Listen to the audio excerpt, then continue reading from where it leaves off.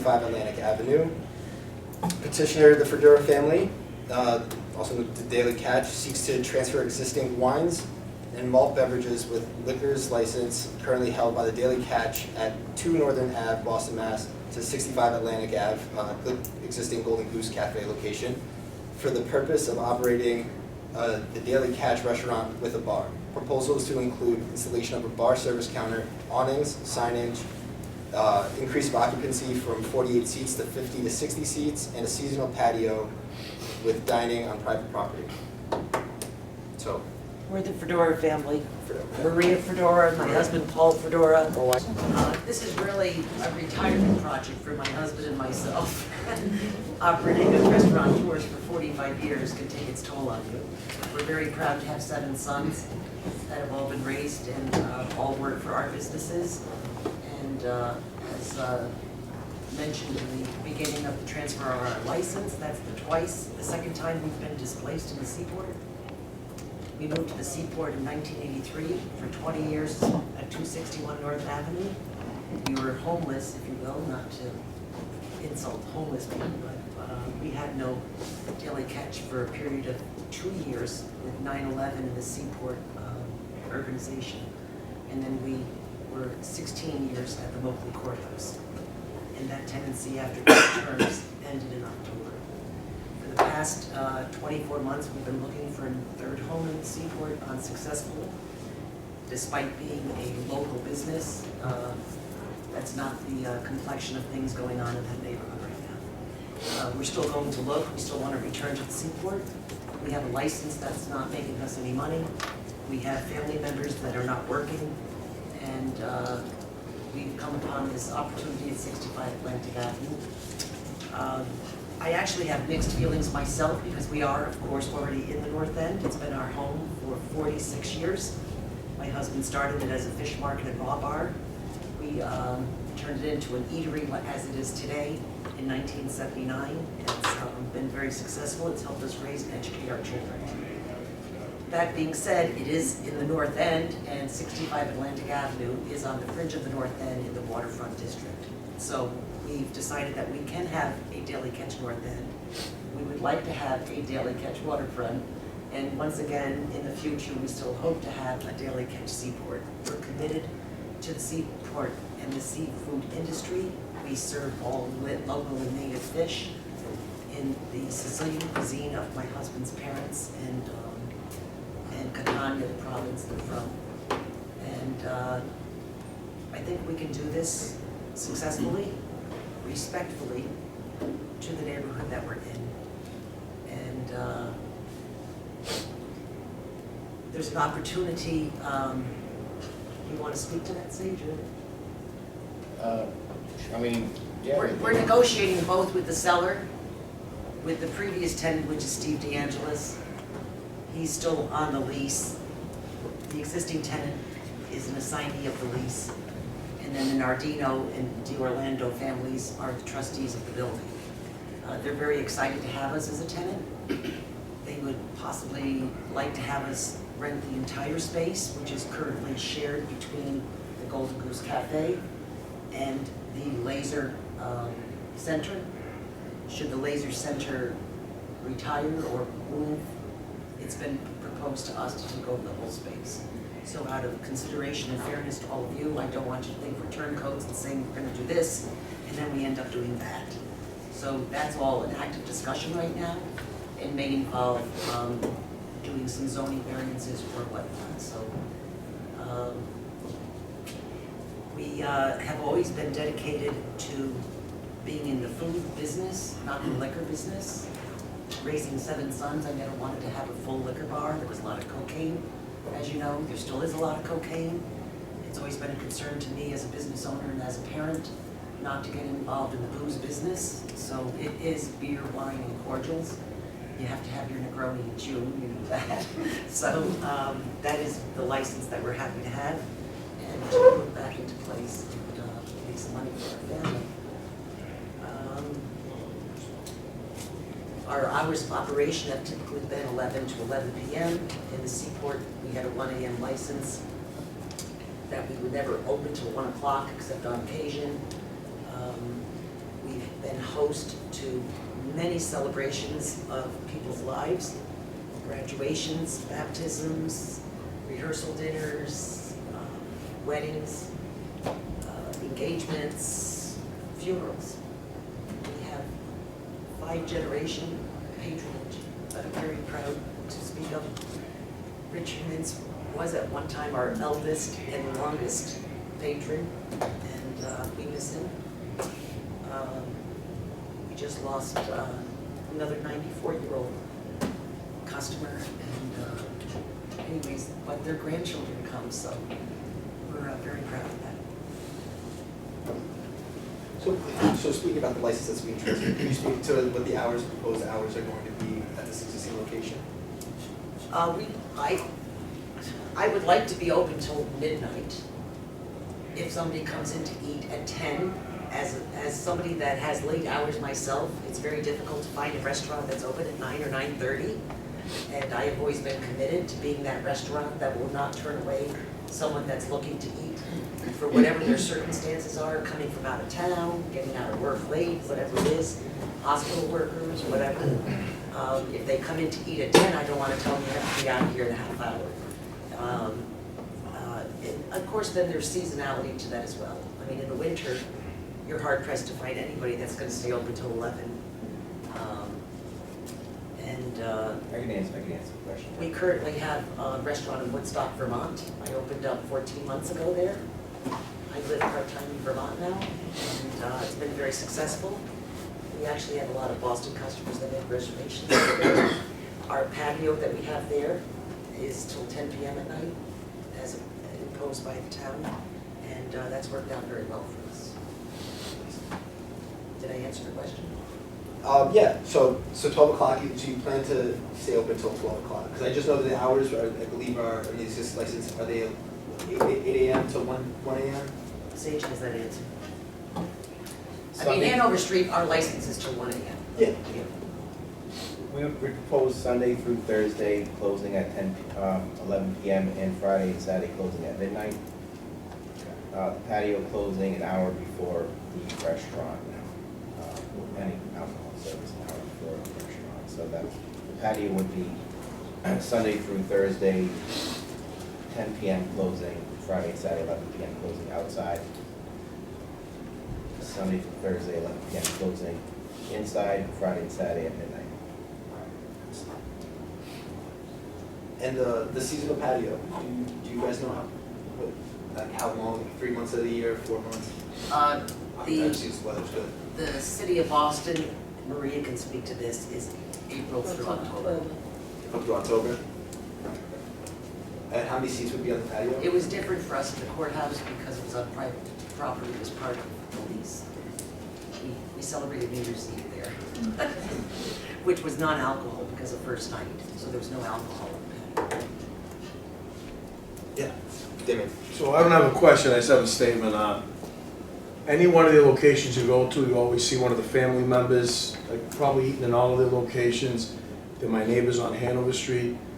And I'm just so happy that the 2 petitioners tonight are local and they have invested their families, their futures, and these people are gonna run the business day to day like a family business.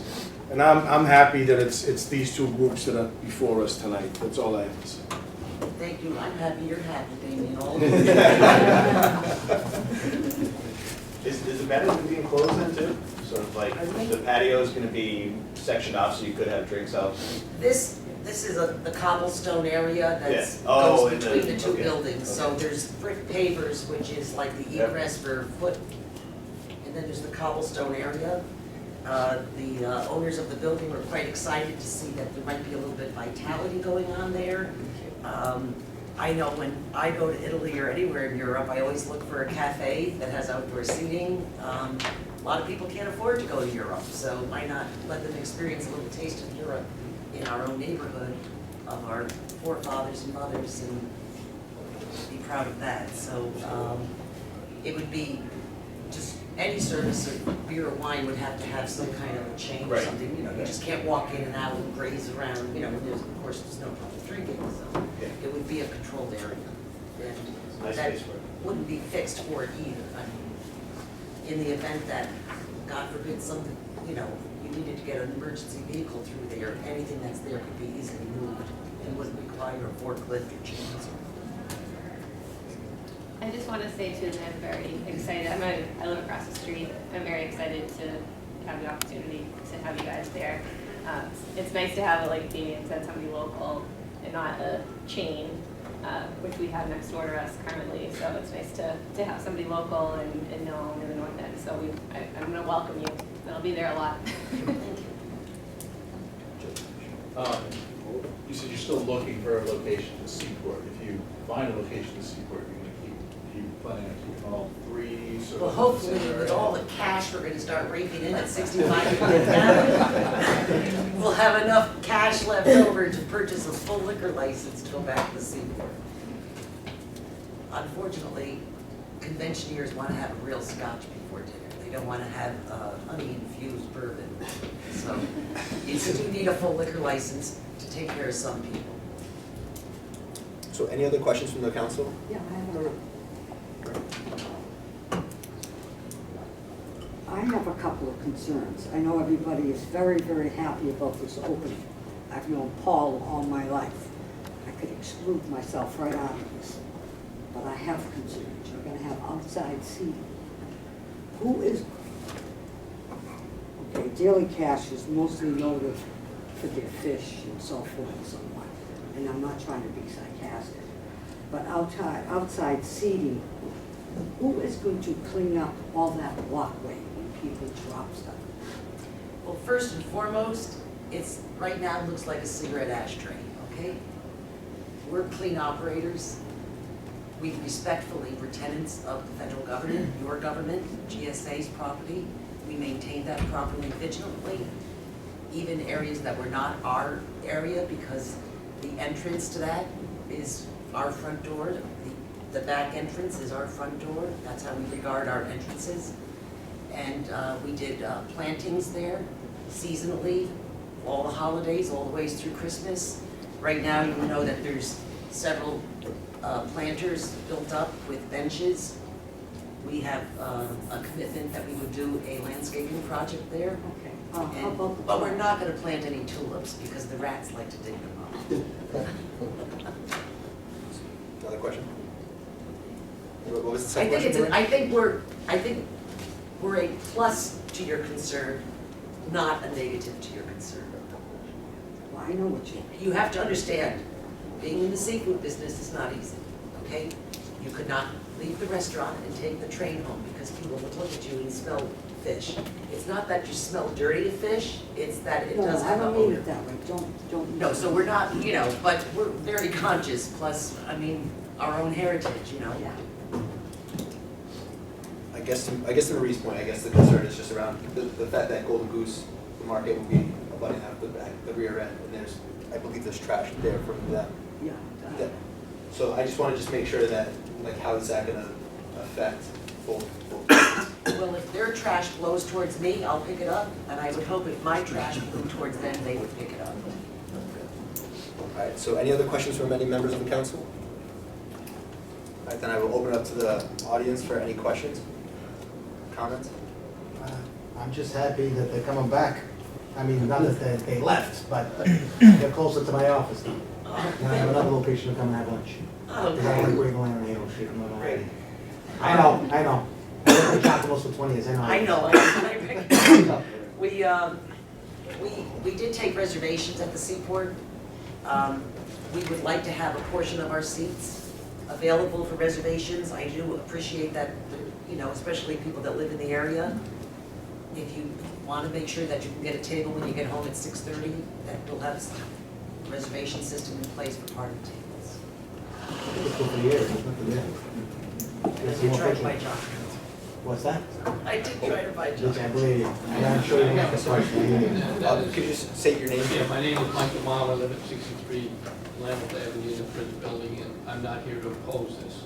I have a question, and that is, I think it's wonderful that someone who's got such roots in the neighborhood is gonna take over that place. I guess my question is, if they decide to leave to go to the seaport, and we come back, does it require a new hearing and approval as to what's gonna go in there? We're happy to change not going in there, but what happens if they go out? I'll take the space over. Thank you. Worst case scenario. Hopefully I'll have grandchildren by then. I mean, I just would ask you about the process. So the process would be, Maria could probably answer this as well, but correct me So if a I'm new wrong. operator, and if they were gonna change something significantly, Michael, like, if it was gonna go from the Daily Catch a restaurant use to a nightclub use, that would require a process.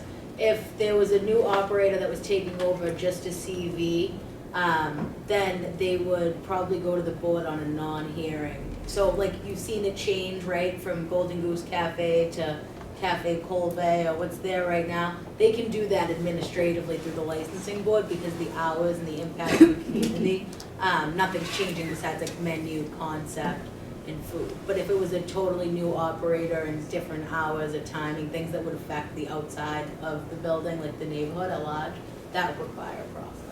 So increased occupancy as well, right? Right. That would trigger it, so if someone wanted to come in and change it outside of your scope of 12, closing at 12 Sunday through Thursday, closing at 10 p.m. on Sunday through Thursday, and 12 p.m. on Friday through Saturday would trigger that they would have to come before us and be reheard. So if Yeah, the new applicant heard that. Where are you getting your 10 p.m. closing? 11 p.m. 11, so 11 p.m. Sunday through Thursday. Midnight. The patios close an hour before in season. Yes. Okay.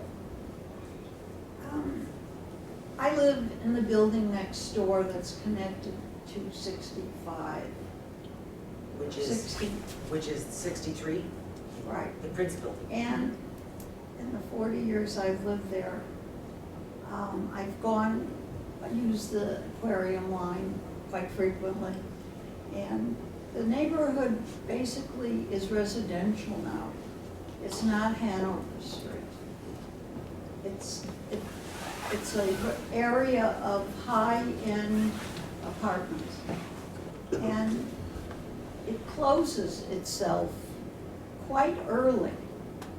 So if you're concerned about people who work having a place to eat late, I don't think that the Daily Catch open till midnight is appropriate. On the weekends, most people work weekdays, and 10 o'clock seems to me to be a reasonable, it's an hour that neighboring restaurants close. And I think that it's been a long time upgrading Commercial Street and Atlantic Avenue. It's very beneficial to the city to have high taxes paid there. And I think that when you do your planning, that you really ought to consider the venue you're in. It's got plenty of tourists, but they don't hang around there drinking or eating late. They come and look at the water and eat at the other 4 restaurants that are within very close proximity and then leave. So I hope that if this progresses, that you'll really keep in mind the needs of your adjacent neighbors, which is one, eliminating smells, being very careful about rats, and generally trying to do good business, which is having people come to you that live there in February when the tourists go home. So I appreciate your. I think that it's a two-way street, and you must consider that it is now a residential area. Well, I think any part of downtown Boston is mixed use. And there are lots of high-end condos and apartments going up everywhere. And it's actually an amenity to your neighborhood. It's not a distraction. And you're there 40 years, and God rest bless your soul, if you can live there for another 40 years, but eventually your condo's gonna sell to someone, and it might be a young person who works till 10 o'clock in his law office, gets home to go to sleep in his bed at 63 Prince Street, and is happy to have a restaurant there. So there's two ways of looking at it. You can just go across the street to the sale office, they're closed. I mean, that's what you're telling them to do, because they're open right across the street. Till wait, till 2 a.m. till 2 a.m. 2 a.m. with an outdoor patio. Yeah. Do we vote? Yeah. Spent a long time on this. Last 63 comment, Atlantic, yep. 63 Atlantic Avenue, I live right above where this will be, and it's a question. Is there any way to moderate what happens when people get drunk? Do you want me to answer that? I would love that. I mean, it has to be on the bartender. First of all, if they arrive drunk, they don't get served. Sure. Second of all, if we're a good operator, we don't let them get drunk. I have made pots of coffee for other patrons of other establishments that have wandered into my establishments, and I've waited until they've sobered up and could drive home. I've even driven them where they lived at 2 in the morning after they've been sober enough to get into my car. And be aware that they are in a residential area. Well, they can be walking from anywhere. They can be getting out of a taxi or an Uber anywhere drunk in your neighborhood, not necessarily coming out of our establishment. I do not mean to insinuate that. It's part of our license. We're upheld Yeah. to that code. My name is Kathy McDonald. I'm a trustee from the Prince Building at 63 Atlantic Avenue. The trustees invited the Fedoras a week or so ago to the Prince Building to discuss a few of our concerns because we are right next door butters and because we tend as a building to be pretty active in the community. We discussed a few of our concerns like the waiting line, ventilation, signage, awnings, and a few other items. And we've come to an agreement on most of those items, and we're still working on a few more and hope to make a little more progress in the coming days. We do not oppose the transfer of the license or the opening of the Daily Catch, and we hope that they will be a great neighbor and a great part of the community. All right, excellent. No, I thought there was. No, I thought there was gonna be like. I thought there was gonna be like a. But. I was waiting for the vote. But. We were happy to accept your invitation. We would like some favor though.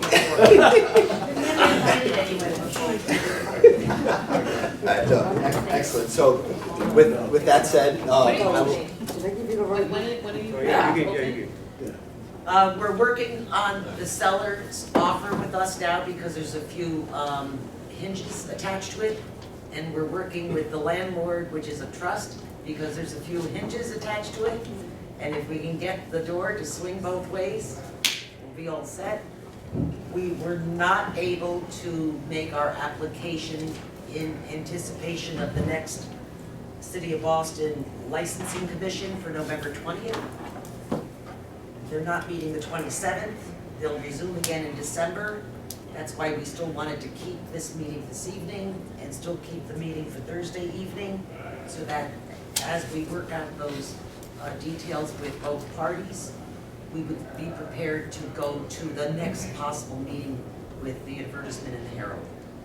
Which may or may not be in No sooner than December. February 1st. So it probably won't be till mid-January if we get green lights and the ABCC, whatever their schedule is. We're at their mercy 4 to 6 weeks. Excellent. Thank you very much.